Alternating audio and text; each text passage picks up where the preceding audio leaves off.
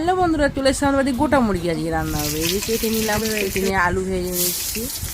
আলু ভাজার পরে এই যে পেঁয়াজ দিয়েছি, তেলের উপরে রান্না হচ্ছে। বন্ধুরা দেখতে পাচ্ছ তোমরা, মাংসটা দিয়ে দিলাম। মাংসটা সব দিয়ে সুন্দর করে পরিপাকটা নেড়ে দিচ্ছি, নেড়ে ভেজে নিচ্ছি।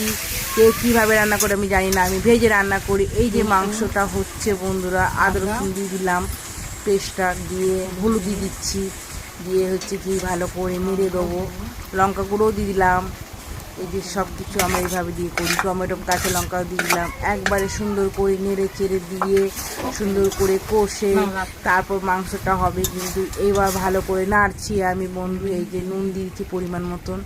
এই যে নাড়াচাড়া করছি মাংসটা, এই যে ভালো করে কষে নিচ্ছি। যখন মাংস তেল বেরোবে তখনই জানবে মাংস কমপ্লিট কষা, কিন্তু আমার এখনও কষা হয়নি। এই যে আলুটাও দিয়ে দিলাম, ভালো করে কষে নিলাম।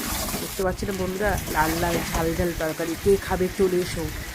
এই দেখো, জল দিয়ে দিলাম পরিমাণ মতন। এই যে তরকারি হয়ে এসেছে। গরম মশলাটাও দিয়ে দিলাম, আমরা গুঁড়ো গরম মশলা খাই তাই দিয়ে দিলাম। এই যে নেড়ে দিলাম, তরকারিটা হয়েই এসেছে প্রায়।